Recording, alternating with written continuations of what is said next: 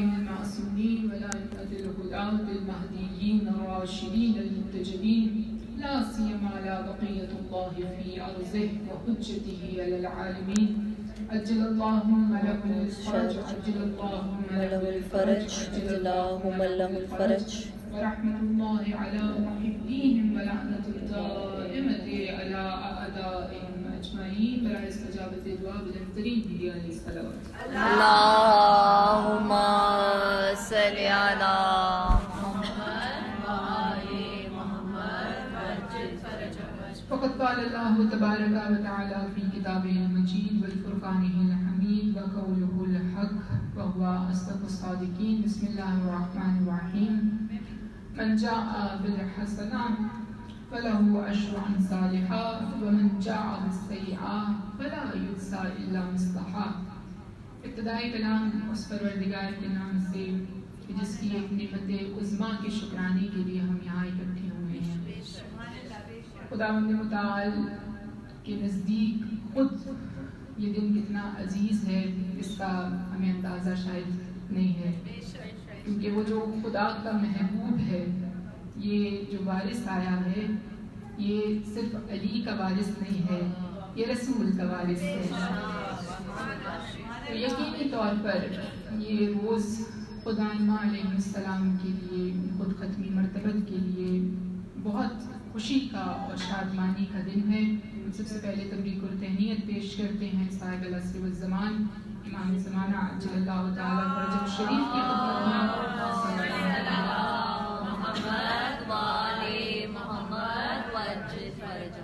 اور اس کے بعد آپ سب کی خدمت میں تبریک اور تہنیت پیش کرتی ہوں وارث پیغمبر گرامی وارث امیر المؤمنین کی آمد پر. آپ اس گفتگو کا آغاز اگر آپ اجازت دیں تو امام حسن مجتبی تعریف اور ثنا بیان کرتے ہیں خداوند متعال کی، اور یہ تعریف اور ثنا لیکن بڑا خوبصورت منظر ہے. امیر المؤمنین وہ شخصیت کہ جو خدا کی وحدانیت کی حقیقت کو سمجھتی ہے، جس کے نہج البلاغہ کے خطبات یہ بتاتے ہیں کہ علی سے بہتر خدا کو کوئی نہیں پہچانتا ہے. وہ علی ایک مرتبہ امام حسن مجتبی سے کہتے نظر آتے ہیں میرے فرزند آج میں چاہتا ہوں آپ خطاب کریں. کہا امام اکٹھا کرتے ہیں اپنے تمام خانوادے کو اکٹھا کرتے ہیں اور اپنے علاقے کے افراد سے کہتے ہیں کہ آج میرا فرزند حسن خطاب کرے گا. بہت خوبصورت خطاب ہے، بہت خوبصورت الفاظ ہیں جن میں سے چند الفاظ میں ہدیتاً آپ کے سامنے پیش کرنا چاہوں گی. امام حمد کو بیان کرتے ہیں اور کہتے ہیں، پہلے بہت اصرار کے بعد امام حسن خطاب کو شروع کرتے ہیں اور کہتے ہیں کہ بابا آپ کی موجودگی میں خطاب نہیں کر سکتا، تو امیر المومنین یہ کہتے ہیں کہ میں آپ کے سامنے نہیں بیٹھتا، آپ ان کے لیے خطاب بیان کیجیے. اور امام پشت پردہ بیٹھ کر امام حسن کے خطاب کو سنتے ہیں. عجیب منظر ہے. بس ایک مرتبہ امام حسن ارشاد فرماتے ہیں الحمدللہ الواحد بغیر تشبیہ، تمام تعریف ہے اس پروردگار کے لیے جو ایسا یونیک ہے، جو ایسا یکتا ہے کہ اس کی تشبیہ نہیں کی جا سکتی ہے. بڑی خوبصورت تعبیر ہے. آپ دیکھیں کائنات میں کوئی بھی شے ہو آپ اسے کسی دوسری چیز سے ملا سکتے ہیں، چاہے وہ انسان ہو چاہے وہ کوئی اور مخلوق ہو. آپ کسی نہ کسی شے سے اس کو کسی نہ کسی اعتبار سے، اس کی ظاہری خد و خال کے اعتبار سے یا اس کی عادات کے اعتبار سے اس کی شبیہ کسی کو قرار دے سکتے ہیں. لیکن امام حسن کہتے ہیں الحمدللہ الواحد کا خدا ایسا یونیک ہے بلا تشبیہ، اس کی کوئی تشبیہ نہیں ہو سکتی ہے، اس کا کسی سے کمپیریزن نہیں ہو سکتا ہے. پھر ارشاد فرماتے ہیں القائم بغیر خلفۃ الخلق، وہ ایسی خلقت رکھتا ہے کہ اسے اپنی پیدائش کے لیے کسی کی ضرورت نہیں ہے، یعنی اسے کسی ماں باپ کی ضرورت نہیں ہے اپنی پیدائش کے لیے. کہا الخالق بغیر منصبہ، کہا اس نے تمام مخلوقات کو بغیر کسی دقت کے، بغیر کسی مشکل کے، بغیر کسی پریشانی کے خلق کیا ہے. آپ دیکھیں آپ کوئی چھوٹی سی چیز انوینٹ کرنا چاہتے ہیں کتنی محنت کرنی پڑتی ہے. کہا یہ ذات پوری کائنات میں مخلوقات کی صورت میں رنگوں کو بکھیر رہی ہے بغیر منصب، لیکن اسے کسی دقت کی سامنا نہیں کرنا پڑتا، وہ کن کہتا ہے اور فیکون ہو جاتا ہے۔ پھر کہا الموصوف بغیر غایہ، کہا یہ وہ ذات ہے کہ جس کی جب تعریف بیان کی جاتی ہے، اب دیکھیں آپ کسی بھی چیز کی یا کسی بھی شخص کی بات کرتے ہیں تو اس کی ابتدا سے لے کر اس کی انتہا تک کی بات کرتے ہیں۔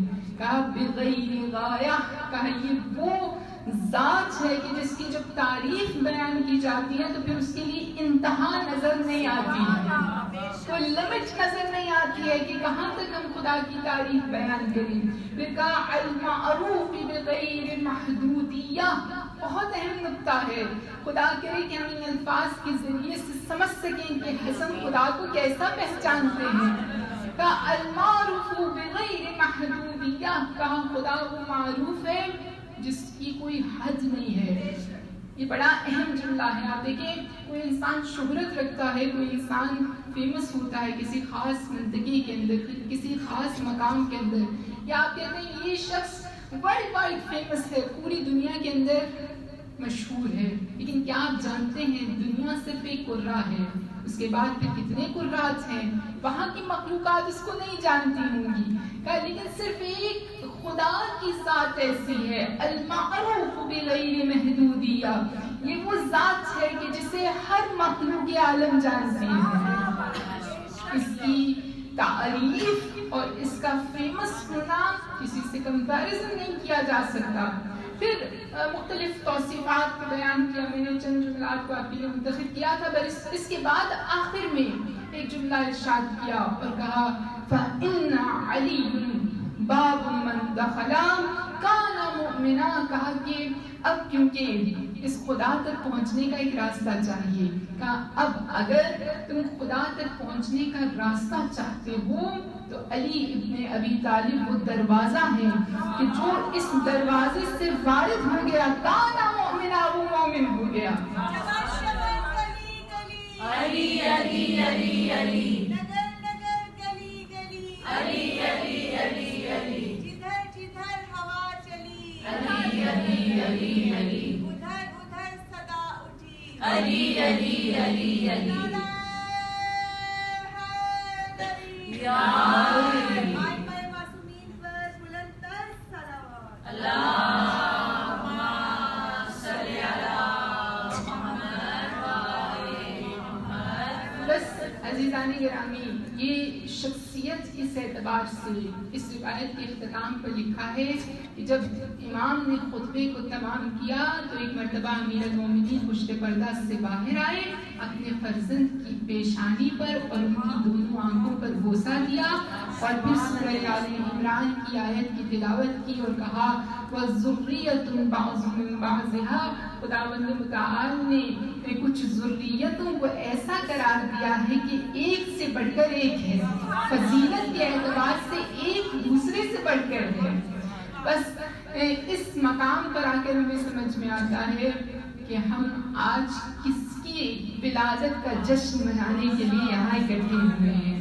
بس اس کو مزید واضح کرنے کے لیے، معرفت کی مزید دریچوں کو کھولنے کے لیے ایک آیہ مجیدہ کا میں نے سہارا لیا ہے جو کہ سورہ انعام کی 160 آیہ ہے، جس میں خداوند متعال ایک بہت ہی اہم ترین امر کی طرف اشارہ کرتا ہے۔ کہا من جاء بالحسنہ، کا روز قیامت ہر شخص کچھ نہ کچھ اپنے ساتھ لے کر آئے گا۔ اسی لیے قرآن میں بعض نے کہا کہ بقلب منیب، کچھ لوگ ایسے ہیں کہ جو خوش نصیب ہیں، جب آئیں گے خدا کی بارگاہ میں تو توبہ والا دل لے کر آئیں گے، ان کا دل پاکیزہ ہوگا، خدا کی طرف پلٹا ہوا ہوگا۔ کہا کچھ افراد ایسے ہیں من جاء بالحسنہ، کچھ افراد ایسے ہیں جو اپنے ساتھ حسنات کو لے کر آئیں گے، نیکیوں کو لے کر آئیں گے۔ کہا ان افراد کو کیا ملے گا؟ کہا ایک نہیں، ایک برابر اجر نہیں ملے گا، فَلَهُ عَشْرُ أَمْثَالِهَا، ان کی ہر نیکی کے بدلے ان کو 10 گنا اجر ملے گا۔ یہ کوئی عام بات نہیں ہے۔ آپ دیکھیں خداوند متعال جب انسان کی پروگریس رپورٹ کی بات کرتا ہے، لیکن ہم اگر اس اعتبار سے اس امر کو سمجھنے کی کوشش کریں کہ اگر کوئی شخص یہ کہے کہ جب آپ کا رزلٹ آئے گا تو آپ جتنے ریوارڈز حاصل کریں گے ہم اسے ملٹیپل بائی 10 کر دیں گے، تو آپ کہیں گے یہ کتنا غریب شخص ہے۔ حالانکہ وہ انسان یقینی طور پر انسانوں کے لیے اس فضل کو دکھانا ممکن نہیں ہے. کہا تم جو لے کر آؤ گے فَلَهُ عَشْرُ أَمْثَالِهَا، تم جو لے کر آؤ گے میں اسے ملٹیپلائی بائی 10 کر دوں گا. پھر کہا لیکن جو شخص مَنْ جَاءَ بِالسَّيِّئَةِ، اور جو گناہ لے کر آئے گا فَلَا يُجْزَىٰ إِلَّا مِثْلَهَا، پھر اس کو اس کے بدلے میں اتنی ہی سزا دی جائے گی. اب یہاں پر یہ نہیں کہا کہ سزا کو ملٹیپلائی بائی 10 کر دیا جائے گا. یہ خدا کی رحمت واسعہ ہے، یہ خدا کی محبت کی انتہا ہے. عزیزان ابھی آپ کو سمجھ نہیں آیا، کہا یہاں پر بات ختم نہیں ہو جاتی. ابھی قرآن کو مزید کھول کر دیکھیں. سورہ بقرہ کی ایک آیت یہ کہتی ہے، آیت نمبر 254 اور 261 ایک مطلب کو بیان کرتی ہے. وہ کہتی ہے کہ جب کوئی انسان انفاق کرتا ہے تو خداوند متعال اسے 700 گنا اجر عطا کرتا ہے. ٹھیک ہے، 7 حنابل کی جو تعبیر استعمال کی گئی، اور پھر اس کو ملٹیپلائی بائی 7 حنابل کو اس ہر کوشے کے اندر جو ہے وہ 7 آپ کو کوشے مزید 100 کوشے مزید نظر آئیں گے جو کہ 700 گنا بن جاتے ہیں. یعنی انفاق کو ملٹیپلائی بائی 700 کر دیا جاتا ہے. کہا یہ آیت کہتی ہے 10 گنا اور یہ آیت کہتی ہے 700 گنا اجر. ابھی بات سمجھ نہیں آئی. کہا اس کے بعد پھر قرآن کی ایک آیت یہ کہتی ہے کہ الذین یوفون فی الصابرون، جو صبر کرتے ہیں. کہا ان کو خدا کیا دیتا ہے؟ کہا ان کا اجر عندہم بغیر حساب. کہا ان کا اجر کتنا ہے؟ کہا اس کا حساب نہیں لگایا جا سکتا، کہا اس کو شمار نہیں کیا جا سکتا. اب یہاں پر کچھ افراد نے اعتراض کیا اور سوال اٹھایا. کہا کہ یہ جو یہاں پر نکات نظر آتے ہیں، یہاں 10 گنا، یہاں 700 گنا، یہاں بغیر حساب، تو حقیقت امر کیا ہے؟ یہ آپس میں آیات تضاد رکھتی ہیں. ہم کہتے ہیں کہ کوئی آیت آپس میں تضاد نہیں رکھتی ہے.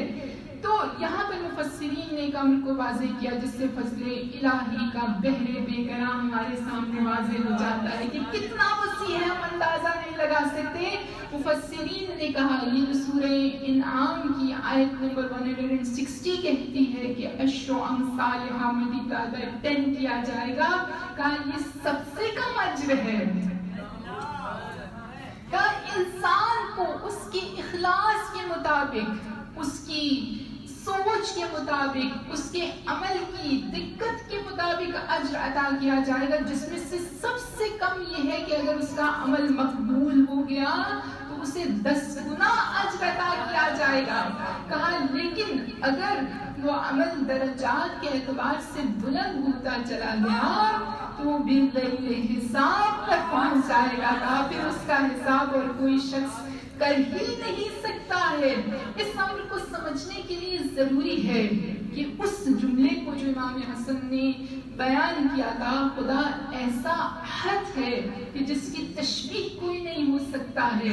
اس کو سمجھنے کے لیے ضروری ہے کہ ہم خدا کی ذات کو سمجھیں اور اس کی وسعت فضل کو سمجھیں تو ہمیں سمجھ میں آئے گا کہ یہاں پر یہ جو جزا دے رہا ہے یہ کوئی عام نہیں ہے، بلکہ یہ وہ ہے یہ جو مالک ارض و سما ہے، جو زمین اور آسمان کا مالک ہے، جو رب العالمین ہے. اس کی جزا ہماری طرح حساب کتاب سے نہیں ہوگی. کہا بغیر حساب. اگر انسان نے اخلاص سے عمل کو انجام دیا ہے تو یقینی طور پر اسے بے انتہا اجر ملے گا. بس عزیزان گرامی، بار بار کہا بالحسنہ، خوش نصیب ہے وہ شخص جو روز قیامت حسنات کو اپنے ساتھ، نیکیوں کو اپنے ساتھ لے کر گیا. تو ہم کہیں گے پروردگار اب ان حسنات کو ہم انجام تو دینا چاہتے ہیں لیکن اس کی کوئی عملی تفسیر ہونی چاہیے. تو خدا نے 15 رمضان المبارک کو اس کی عملی تفسیر امام حسن کی صورت میں ادا کر دی.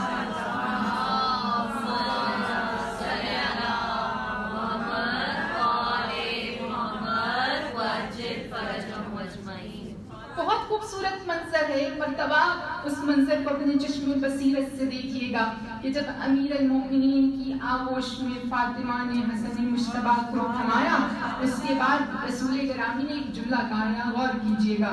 ये जुमला इमाम हसन की विलादत के एतबार से अहले तसन्नुन और अहले तशय्युअ दोनों की किताबों में बारहा मुतवातिर और मुस्तनद रिवायात में मिलता है। कहा कि हाती इब्नी, कहा ए अली मेरे बेटे को मुझे दे दीजिए। नहीं कहा हाती इब्नुक, अपने बेटे को मुझे दे दीजिए। दुनिया कह रही है अली के यहाँ बेटा हुआ है, लेकिन रसूल कहते हैं नहीं ये मेरा बेटा है। हाती इब्नी, मेरे बेटे को मुझे थमा दीजिए। नहीं कहा फातिमा हाती इब्नु की, फातिमा अपने बेटे को मुझे थमा दीजिए। कहा हाती इब्नी, ये जवाब है हर उस सवाल का कि जो अफराद भी कहते हैं कि ये इब्न रसूल अल्लाह कैसे हो सकते हैं, रसूल खुदा के फर्जंद कैसे हो सकते हैं। अलबत्ता और बहुत से जवाबात खुद आए मुबाहिला के अंदर जिसे अबना कहा गया, उसकी तफसीर में या हसन नजर आते हैं या हुसैन नजर आते हैं। इसके बहुत सारे मिलते हैं और बहुत सारे ऐसे मतालिब और ऐसे दलाइल खुद कुरान से मिलते हैं जो इस बात को वाज़िह करते हैं कि यकीनी तौर पर ये इब्ने रसूल अल्लाह है। बस ये जो आया है रसूल खुदा की आगोश में, ये कौन है? आपको ये शख्सियत शायद फर्जंदे रसूल नजर आ रही हो, लेकिन रसूल को ये शख्सियत अपना वारिस नजर आ रही है। रसूल को ये शख्सियत अख्तर का जवाब नजर आ रही है। रसूल को ये शख्सियत कौसर का इदामा नजर आ रही है। रसूल को ये शख्सियत खैर कसीर नजर आ रही है। बस एक मर्तबा सवाल किया, कहा इस फर्जंद का कोई नाम रखा है? अमीर अल-मोमिनीन ने कहा पर सबकत नहीं ले जा सकता। बारहा ये रिवायत आपने सुनी, लेकिन एक मतलब की तरफ आपको लेकर जा रहे हैं। कहा इसका नाम आप मुंतखब कीजिए, इनके नाम के लिए आप इंतखाब कीजिए। रसूल गिरामी ने कहा मैं खुदा पर सबकत नहीं ले जा सकता। इतनी देर में हजरत जिब्राइल अमीन नाजिल हुए।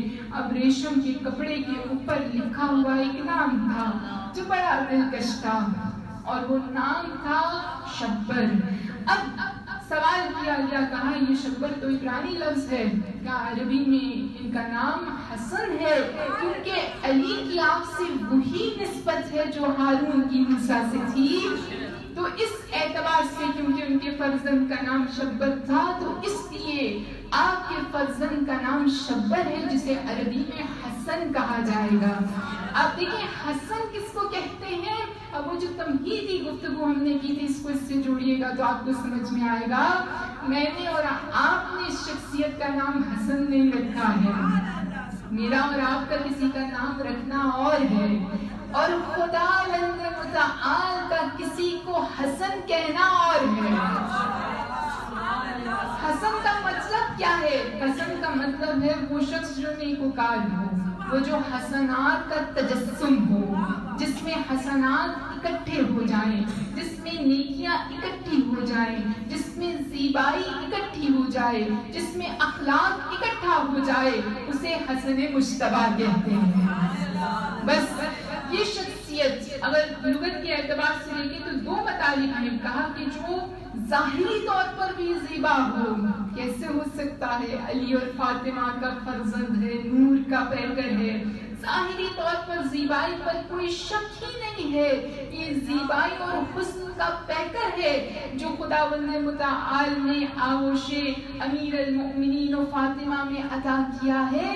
लेकिन कहा ये सिर्फ ज़ाहिरी ज़ीबाई नहीं है, बल्कि अखलाकी हसना आपकी शख्सियत में मौजूद है।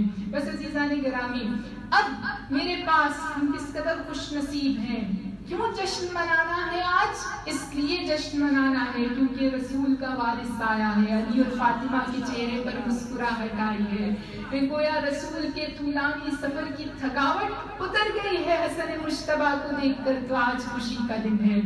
और क्योंकि मेरे पास नेकियों की अमली तफसीर हसन की सूरत में आ गई है, अब मुझे पता है अगर खुदा कहेगा इंफाक करना है तो अमली नमूना मौजूद है, फिल्म दिखाना है तो अमली नमूना मौजूद है, सब्र करना है तो अमली नमूना मौजूद موجود ہے. میرے پاس عملی تفسیر امام حسن مجتبیٰ کی صورت میں موجود ہے. بس عزیزان گرامی، یہاں پر اس عملی تفسیر کو سمجھنے کے لیے مختلف آیہ قرآنی میں بارہا ایک امر کی طرف اشارہ کیا گیا، اور وہ حسنات میں سے بزرگ ترین حسن آیا اگر وہ نہیں ہے تو کچھ نہیں ہے. کہا وَاعْبُدُوا اللَّهَ وَاتَّقُوا اللَّهَ، خدا کا تقوی اختیار کرو، خدا کی عبادت کرو. تو وہ جو حسن ہے، جو تجسم حسنات ہے، اس کی عبادت کی کیفیت کیا ہے؟ میرا کہنا یا کسی اور شخص کا کہنا اور ہے، وہ جو عبادتوں کی زینت ہے. امام زین العابدین علیہ السلام امام حسن مجتبیٰ کی عبادت کو یاد کرتے ہیں. ان کی عبادت کی کیا کیفیت ہوگی؟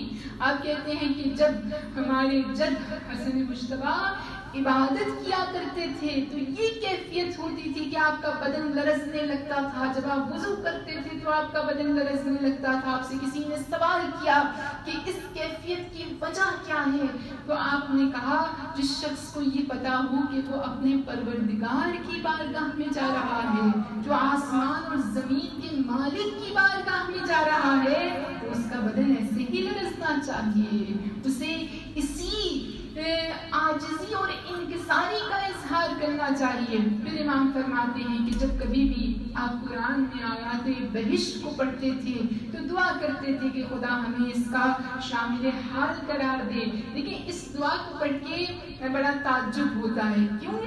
کیونکہ یہ جو دعا کر رہا ہے اس کو وقت ولادت سیدہ شباب اہل الجنہ کا ٹائٹل مل چکا ہے. جوانان جنت کے سردار ہیں امام حسن. پھر یہ دعا کیوں کی جا رہی ہے؟ کیونکہ یہ رول ماڈل ہے، یہ نمونہ ہے، یہ سکھا رہے ہیں کہ قرآن کو صرف پڑھو نہیں. امام حسن نے بتایا اس قرآن کو جب پڑھو تو اس کے ساتھ سفر کرو. قرآن پڑھنا اور ہے، قرآن کے ساتھ سفر کرنا اور ہے، قرآن کے ساتھ روح کو پرواز دینا اور ہے. اس پرواز کی کیفیت کو امام حسن مجتبیٰ کی سیرت میں بیان کیا گیا. کہ صرف یہی نہیں بلکہ امام حسن مجتبیٰ جب کوئی آیات عذاب کو پڑھتے تھے تو خدا کے غضب سے پناہ طلب کرتے تھے. پھر امام زین العابدین فرماتے ہیں کہ جب کبھی بھی کوئی آیت ابتدا ہوتی تھی اس کی یا ایھا الذین آمنو، تو ایک جملہ فرماتے تھے، بڑا ہی خوبصورت جملہ، ایسے یاد رکھیے گا. جب بھی آپ اس ایسی آیات پر پہنچیں تو امام حسن مجتبیٰ کی جانب سے کیا گیا یہ انفاق، دیا گیا یہ ہدیہ، اس کو زندہ رکھیے. امام کہتے تھے لبیک اللہم لبیک یا ایھا الذین آمنو. ہم کیا کہہ رہے ہیں؟ اے وہ لوگوں جو ایمان لے کر آئے. تو آپ کہتے تھے میرے پروردگار میں حاضر ہوں، لبیک اللہم لبیک.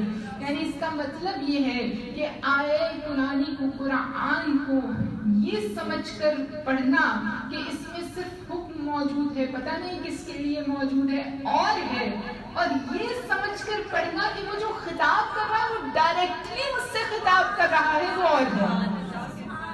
یہ بڑی ایک بہت عمیق بات ہے جس کو سمجھنے کی ضرورت ہے. آپ دیکھیں، مجھے اگر اس امر کو سمجھنے کے لیے مزید ایک اور روایت کا سہارا لیتے ہیں. دیکھیں، خداوند متعال انسان کے ساتھ ایسا برتاؤ کرتا ہے کہ جیسا صرف وہی اس کی ایک اکلوتی مخلوق ہو. اس لیے جب وہ کہتے ہیں یا ایھا الذین آمنو، تو قرآن میں جو بھی اس کو پڑھ رہا ہے یعنی ڈائریکٹلی خدا مجھ سے خطاب کر رہا ہے، مجھ سے گفتگو کر رہا ہے.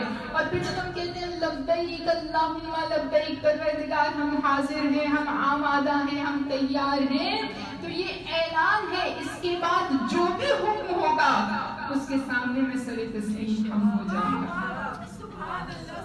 اس امر کو اور اس سنت حسنی کو اگر انسان سمجھے تو اس کی سمجھ میں آتا ہے کہ امام حسن وَاعْبُدُوا اللَّهَ وَاتَّقُوا اللَّهَ یقینی طور پر اس کی عملی تفسیر ہے. نعرہ تکبیر، اللہ اکبر، نعرہ رسالت یا رسول اللہ، نعرہ حیدری یا حیدری یا حسن مجتبیٰ کی شان پہ بلند تر صلوات. اللہم صلی علی محمد وآل محمد. ایک اور چیز جو ہمیں نظر آتی ہے وہ یہ کہ آپ حلم اور بردباری بردباری کے اعتبار سے، صبر کے اعتبار سے خدا نے بارہا قرآن میں ان افراد کے لیے وعدہ کیا ہے جو صبر کرتے ہیں، اور ان افراد کو اس سے بڑھ کر کیا وعدہ ہو سکتا ہے کہ ان سے یہ کہا جائے کہ جب تم وارد بہشت ہوں گے تو فرشتے تمہیں کہیں گے سلام علیکم بما صبرتم، تم پر سلام ہو اس صبر پر جو تم نے کیا ہے۔ تو اس صبر کی جو تاکید بارہا کی گئی، اب وہ جو حسن ہے وہ عملی تفسیر نظر آتے ہیں۔ اس حلم اور بردباری کو سمجھنے کے لیے صرف ایک چیز، ایک امر ہی کفایت کرتا ہے، لیکن دوست کا کسی انسان کے صبر کی تعریف کرنا اور ہے، لیکن دشمن اگر کسی کے حلم کو یاد کر کے روئے وہ حسن مشتبہ ہے۔ تاریخ کہتی ہے کہ جب امام حسن مشتبہ کی شہادت ہوئی تو وہ جو سب سے سخت ترین دشمن تھا، جس نے عہد شکنی کی تھی، جس نے امام کے دل کو کس طرح سے توڑا تھا کہ تاریخ میں ملتا ہے کہ امام نے صلح کی، صبر اور بردباری کی مثال انتہا اوج ہے۔ آپ جانتے ہیں کہ آپ کے والد کے حق کو ضائع کیا گیا ہے، یہ غاصبین ہیں، آپ جانتے ہیں، لیکن اگر کوئی اسلام کی بقا کی خاطر قربانی دیتا ہے اسے حسن مشتبہ کہتے ہیں۔ اسلام کی بقا کی خاطر صلح کرتا ہے وہی رسول کا وارث ہو سکتا ہے۔ وہی صلح حدیبیہ میں سب جاننے کے باوجود اس امر کو زندہ رکھنے والا رسول کہ اسلام کی بقا اہمیت رکھتی ہے، میری فردی انا اہمیت نہیں رکھتی ہے، اس کے وارث کے اندر یہ خصوصیت ہونا ضروری ہے۔ کہتے ہیں آپ دیکھیں امام کی مظلومیت کی انتہا ہے کہ جیسے ہی صلح نامہ لکھا گیا، اس صلح نامے پر امضاء کے فوری بعد جس کے ساتھ صلح کی گئی، اس معاویہ نے جا کر خطاب کیا، امام حسن بھی وہاں موجود ہیں، وہ خطاب آپ جا کر پڑھیے گا تو آپ کو سمجھ میں آئے گا کہ حلم اور بردباری کی انتہا آخر ہم کیوں کہتے ہیں امام حسن صابر ہیں۔ امام حسن ان جملات کو سن رہے ہیں، وہ جو صلح نامے کو توڑا جا رہا ہے، اسی موقع پر یہ شخصیت وہاں پر موجود ہے اور پوری طرح سے امیر المومنین پر سب و شتم کیے جا رہے ہیں۔ علی بن ابی طالب کے لیے ناسزا الفاظ کو بولا جا رہا ہے، لیکن اس کے باوجود اسلام کی خاطر خاموش ہیں، اسلام کی بقا کی خاطر خاموش ہیں، صبر کرتے ہیں۔ لیکن یہ خاموشی، میں نے ایک مرتبہ اس بحث کو آپ کے سامنے واضح کیا تھا، یہ خاموشی یقینی طور پر اس معنی میں نہیں ہے کہ آپ حق کو بیان نہیں کرتے، نہیں، اس کے فوری بعد حسن مشتبہ خطاب کرتے ہیں اور کہتے ہیں کہ تم ہمارے شجرہ نسب کو ہی اگر سمجھ لو تو تمہیں پتہ چلے گا کہ ہمارا مقام کیا ہے، کہاں ہمارے فضائل، ہمارے مناقب، ہماری خصوصیات تو اپنی جگہ پر، لیکن اگر تم صرف یہی جان لو کہ میں فرزند فاطمہ ہوں، میری جدہ خدیجہ الکبریٰ ہے، تو پھر کوئی بحث باقی نہیں رہ جاتی ہے، بازی کرتے ہیں اس خطاب کے اندر۔ اور اس حسن کے پیکر کو، اس زیبائی کو جو اخلاقی زیبائی ہے، اس پیکر کو جب شہید کر دیا جاتا ہے تو وہی شخص جس نے صلح کو توڑا تھا، جس نے بار بار رنجیدہ کیا تھا، وہ شخص گریہ کر رہا تھا، رو رہا تھا۔ امام حسین نے اس سے سوال کیا، کہا تم نے تو اذیت پہنچائی ہے، تم نے تو مشکلات کا شکار کیا ہے امام حسن کو، اب کیوں گریہ کر رہے ہو؟ کہا ہاں وہ اپنی جگہ پر، لیکن مجھے ان کا صبر یاد آ رہا ہے، مجھے ان کی حلم اور بردباری یاد آ رہی ہے، کہ ان کا صبر پہاڑوں کی مانند سنگین اور سخت تھا اور اسے اپنی جگہ سے ہلایا نہیں جا سکتا تھا۔ اتنا صابر انسان میں نے اپنی زندگی میں نہیں دیکھا ہے۔ صرف یہ امر نہیں، آپ دیکھیں یہاں پر اس حلم اور بردباری کو اگر ہم نے سمجھنا ہے اور سیکھنا ہے تو پھر بہت سے اپنے انا کے بتوں کو توڑنا ہوگا۔ ہمیں اپنے اندر موجود بہت سی ایسی چیزیں کہ جن کی وجہ سے ہم یہ سمجھتے ہیں اور یہ سوچتے ہیں کہ شاید اس انا کو باقی رکھنا ضروری ہے یا میری اپنی ذاتی شخصیت زیادہ اہمیت رکھتی ہے۔ امام حسن نے سکھایا نہیں، اسلام سے زیادہ اور کسی چیز کی اہمیت نہیں ہے، پیغام الہی سے زیادہ اور کسی چیز کی اہمیت نہیں ہے۔ صبر اور حلم اور بردباری کا یہ پیکر نظر آتے ہیں. اور اس حلم اور بردباری کو جب قرآن میں یاد کیا گیا تو ایک مقام پر سورہ قصص کی آیت ہمیں ملتی ہے جو کہتی ہے کہ کچھ افراد ایسے ہیں وَيَدْرَعُونَ بِالْحَسَنَةِ السَّيِّئَةِ. بڑا مشکل کام ہے. کہا جو برائی کا بدلہ اچھائی سے دیتے ہیں. هل جزاء الاحسان الا الاحسان ہونا تو ایک سچ ہے. لیکن کچھ افراد ایسے ہیں یدرعون بالحسنۃ السیئۃ جو برائی کا بدلہ بھی اچھائی سے دیتے ہیں. بہت سے موارد ایسے ملتے ہیں. تاریخ اٹھا کر دیکھیے امام کس انداز سے وہ افراد جو سب کو شتم کر رہے ہیں وہی افراد تاریخ کی حقیقت ہے. وہی افراد امام حسن کے دسترخوان پر بیٹھ کر کھانا کھایا کرتے تھے. امام حسن کا دسترخوان جب بچتا تھا تو امام خود دعوت دیتے تھے اس کو بھی بلانا.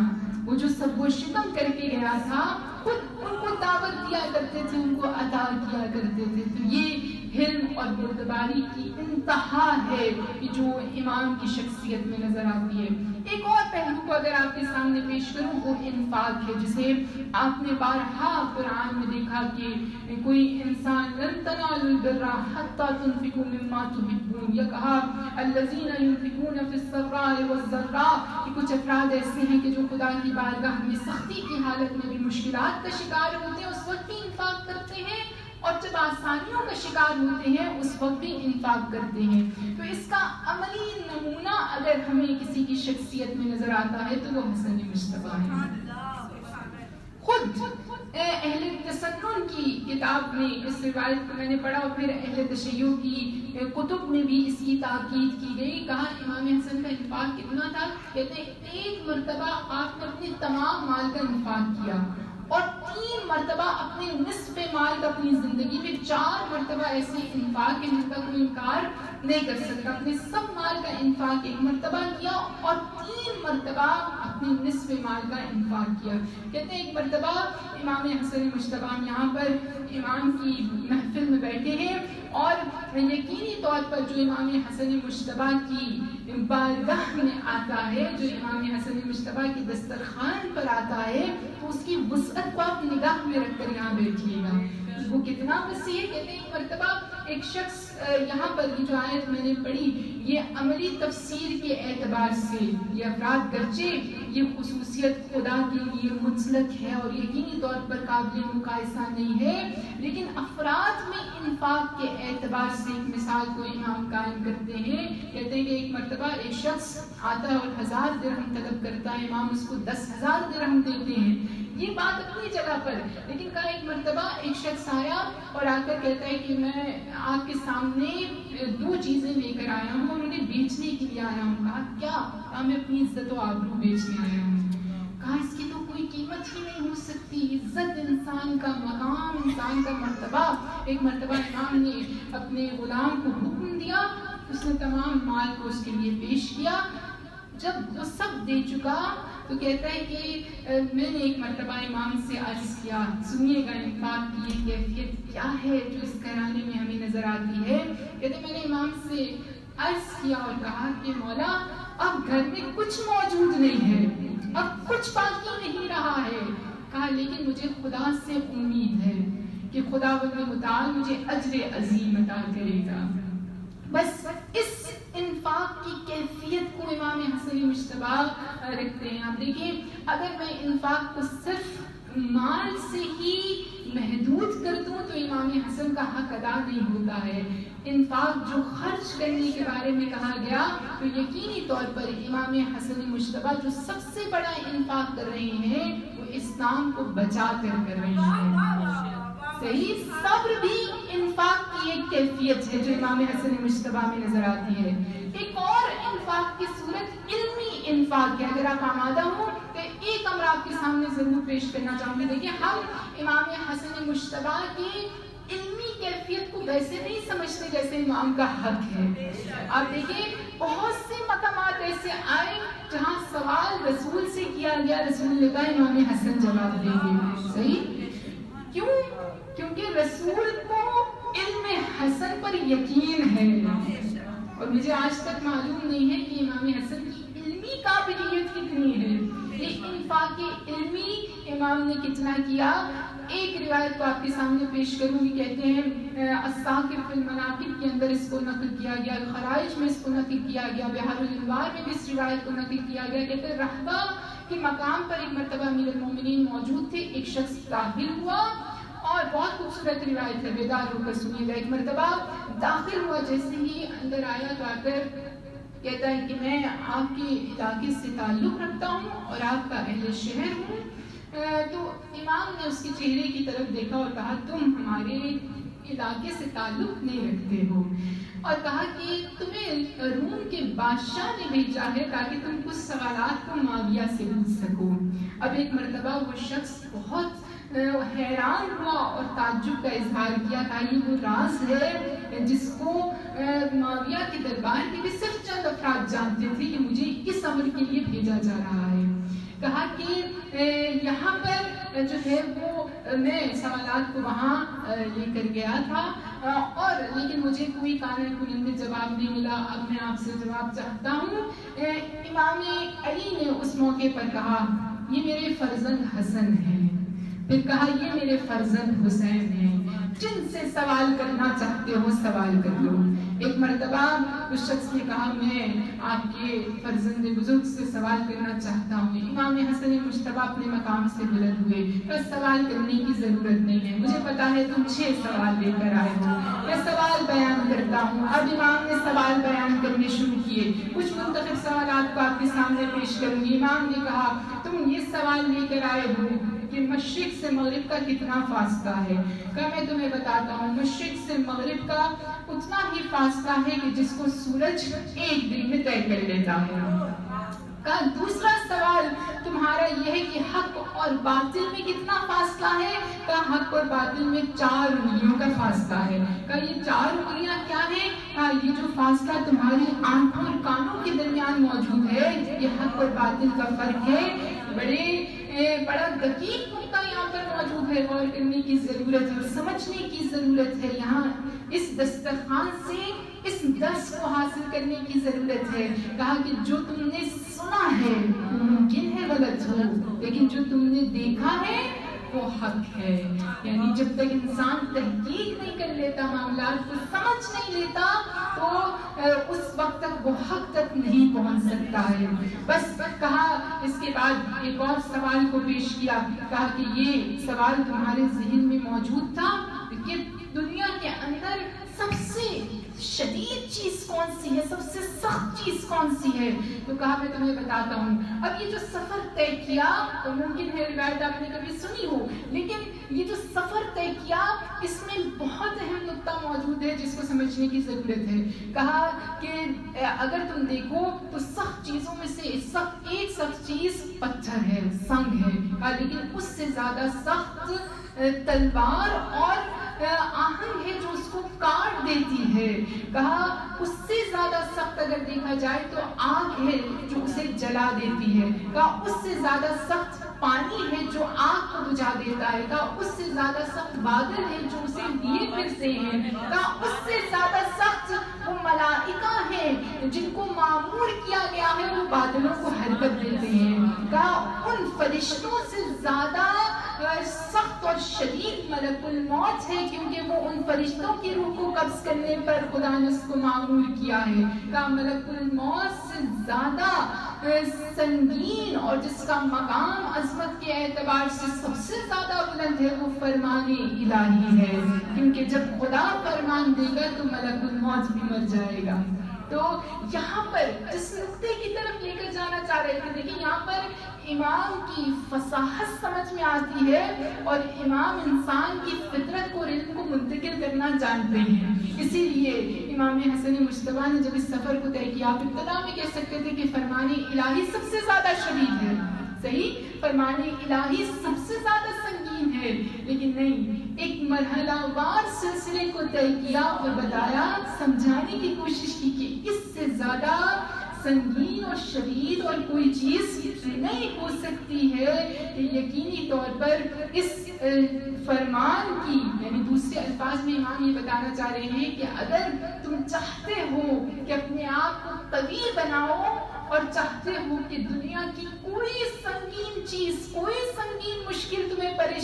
کر سکے تو فرمان الہی کے سامنے سرنگو ہو جاؤ، پھر تم کبھی بن جاؤ گے، پھر تم مضبوط بن جاؤ گے۔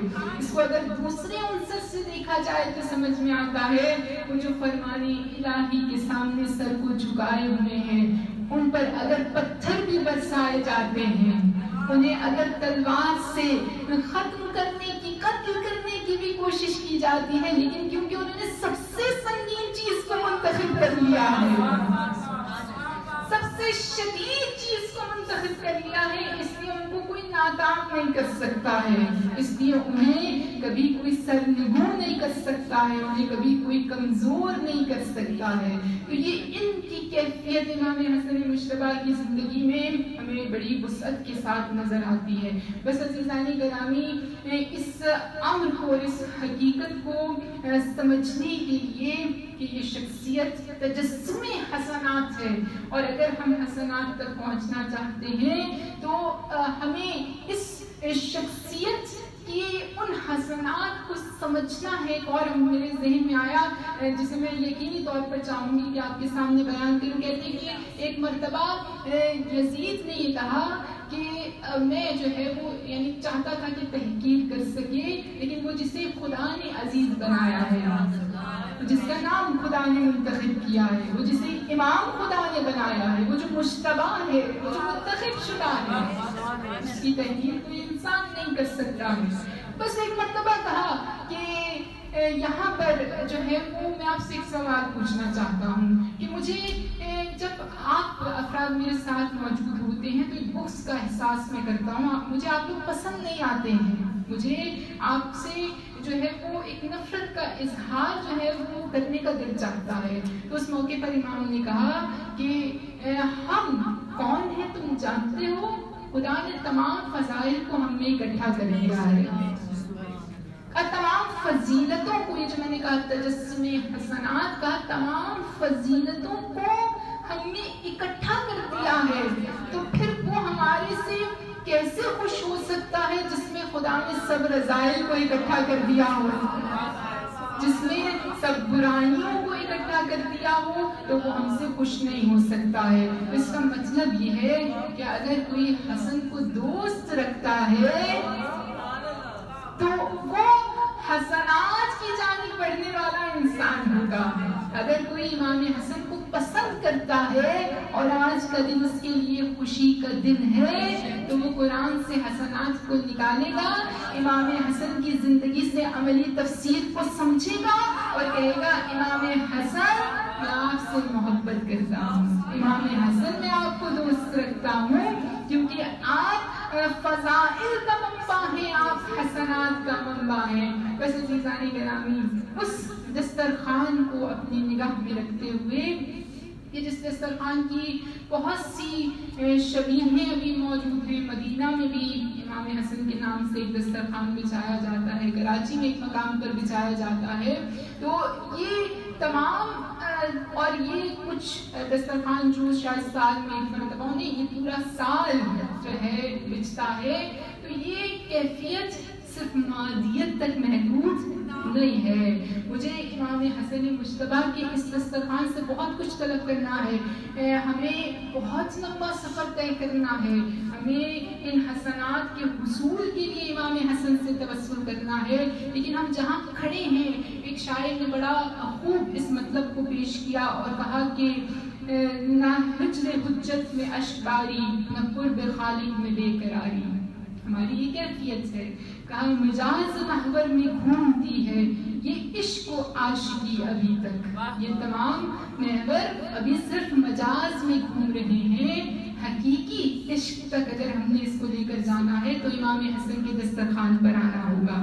اگر امام زمانہ کے درد کو سمجھ کر ان کے ہجر میں، ان کی جدائی میں گریہ کرنا ہے اور بے قراری دکھانی ہے تو امام حسن کو دوست رکھنا ہوگا۔ پھر اس امر کو سمجھنے کی ضرورت ہے۔ ہم جو یہاں پر موجود ہیں بڑی امید کے ساتھ موجود ہیں، اس کو اس شاعر نے اس خوبصورت انداز میں پیش کیا کہ حسن کی محفل میں آ گئے ہو، दराज दस्ते सवाल कर लो, मिलेगा सदका जरूर तुमको जो झोली खाली रही है अब तक। इस उम्मीद के साथ कि ये अगर कोई भी आपका ऐसा सवाल है, कोई भी आपकी ऐसी हाजत है, कोई भी आपकी ऐसी दुआ है, मानवी एतबार से, मादी एतबार से, क्योंकि इसमें बहुत वसअत मौजूद है, तो हम आज उस घर की रोशनी को अपने जहन में रखते हुए कि जिस घर की रोशनी को देखकर मलाइका मुबारकबाद देने के लिए आ रहे हैं, उस घर की रोशनी को देखते हुए इमाम हसन मुश्तबा के सदके को मुझे समझ नहीं आता मैं अमीरुल मोमिनीन से कहूँ या रसूल खुदा से कहूँ, क्योंकि फर्जंद तो रसूल खुदा के भी हैं। रसूल खुदा के लिए ये मकाम खुशी का मकाम है। इस अम्र को अपने ज़हन में रखते हुए या रसूल अल्लाह आपको अपने इब्न का वास्ता, जिसे आपने बड़े फख्र से हाथी इब्नी कहकर अपनी आगोश में लिया था, इमाम हसन मुश्तबा का वास्ता हम सब पर या रसूल अल्लाह, हम सब मोहताज हैं इस एतबार से कि हमारे अंदर बहुत से रज़ाइल मौजूद हैं, लेकिन हम इमाम हसन से मोहब्बत करते हैं, तो हम इस महफिल के सदके से ये ईदी यहाँ से लेकर जाना चाहते हैं कि खुदा हम सब की तौफीकात में हसनात को बढ़ा दे। परवरदिगार जो कुछ भी सय्यात हमसे अंजाम पाए हैं, जो गुनाह हमने अंजाम दिए इस माह रमज़ान में, इस माह मग़फ़िरत में, इस माह बरकत में, इस माह बख्शिश के अंदर, तुझे इमाम हसन मुश्तबा की अज़मतों का वास्ता है मेरे परवरदिगार, हमारे तमाम गुनाह माफ़ फरमा देना। परवरदिगार इमाम हसन के सदके से हमें उन अफराद में शामिल फरमाना जो रोज़े क़यामत जब बारगाहे इज़्ज़ती में वारिद होंगे तो उनके पास क़ल्बे मुनीब होगा, हसनात होंगी, नेकियां होंगी, खूबियां होंगी, जिनका सर खुशी से बुलंद होगा, जो जनाब फातिमा के सामने सुरखरू होंगे। परवरदिगार हमें उन अफराद की फहरिस्त में शामिल फरमा देना।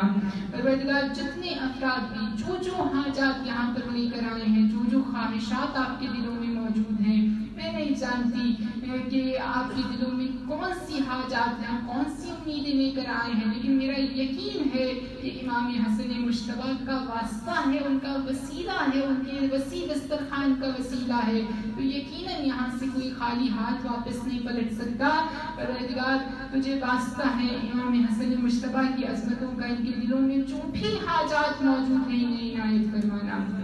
परवरदिगार मोहम्मद व आले मोहम्मद की अज़मतों के सदके से जो मुस्तरिब हैं, जो महज़ून हैं, जो परेशान हाल हैं, सबके दिलों को हकीकी खुशी से शादमान कर देना। परवरदिगार आप बुलंदतर आमीन के लिए गए वक्त इस्तजाबत दुआ है। हालत रोज़ा में माह रमज़ान मुबारक में 15 रमज़ान की खुद इमाम हसन की विलादत भी है और खुद के अय्याम बैस है, रोज़े इस्तजाबत दुआ है। ये तमाम चीज़ें इकट्ठी हैं इस वक्त आपके पास, इस वक्त से इस्तेफादा कीजिए। परवरदिगार तो हमारे दिलों में मौजूद जितनी भी हाजात हैं, कोई यहाँ से खाली हाथ वापस न पलटे। परवरदिगार जितने अफराद दुआओं के लिए कहते हैं, हमारे हाथ खाली हैं, हमारे पास कुछ नहीं है, लेकिन हमने जिन अफराद के दामन को थामा हुआ है उन पर हमारा यकीन है, हमारा एतकाद है। परवरदिगार तमाम अफराद की दुआओं को मुस्तजाब फरमा देना। परवरदिगार मोहम्मद व आले मोहम्मद की अज़मतों के सदके से मेरे करीम हकीम अलीम परवरदिगार हम सबको यूसुफ ज़हरा के दीदार की ईदी नसीब फरमा देना। परवरदिगार हम इमाम ज़माना के ज़हूर के बाद इस जश्न को जल्द से जल्द इस कैफियत में मना सकें। आप देखें जिसकी बर्थडे सेलिब्रेट की जाती है या उसके कमरे को या उसके घर को सजाया जाता है, अगर कोई दुनिया से भी चला जाए तो फिर भी उसकी कब्र को जाकर उस पर चिराग जलाया जाता है। इमाम हसन मुश्तबा की मज़लूमियत की इंतहा ये है कि आज जिसका रोज़े तवल्लुद है उसकी कब्र पर कोई चिराग नहीं जला सकता है। इमाम ज़माना जो बारिश है वो देख रही हैं इस कैफियत को। हम जानते हैं कि ये खुशी का मौका है, लेकिन इमाम का दिल इस एतबार से यकीनी तौर पर गमगीन है।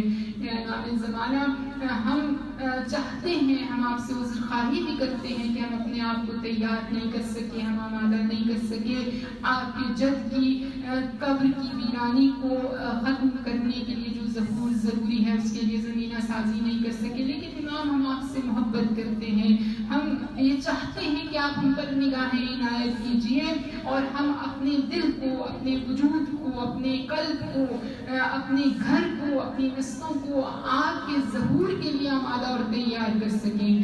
پروردگار ہمیں توفیق عنایت فرمانا کہ ہم اپنے خون کے آخری قطرے اور اپنی آخری سانس تک زمانے کے امام کی مدد اور نصرت کر سکیں۔ پروردگار جو مرحومین اس دنیا سے چلے گئے سب کی مغفرت فرمانا، سب کو اپنے جوال رحمت میں جگہ عنایت فرمانا۔ اللہم ارزقنا شفاعت الحسین یوم الورود وارزقنا زیارت الحسین علیہ السلام۔ اللہم اجعل محیایا محیا محمد وآل محمد ومماتی ممات محمد وآل محمد۔ اس خوشی کے موقع پر ہم اپنے مرحومین کو بھی یاد رکھیں گے، ایک مرتبہ سورہ فاتحہ، 3 مرتبہ سورہ اخلاص تمام مرحومینوں مرحومات کے لیے تلاوت فرما دیجیے۔ علماء، شہداء،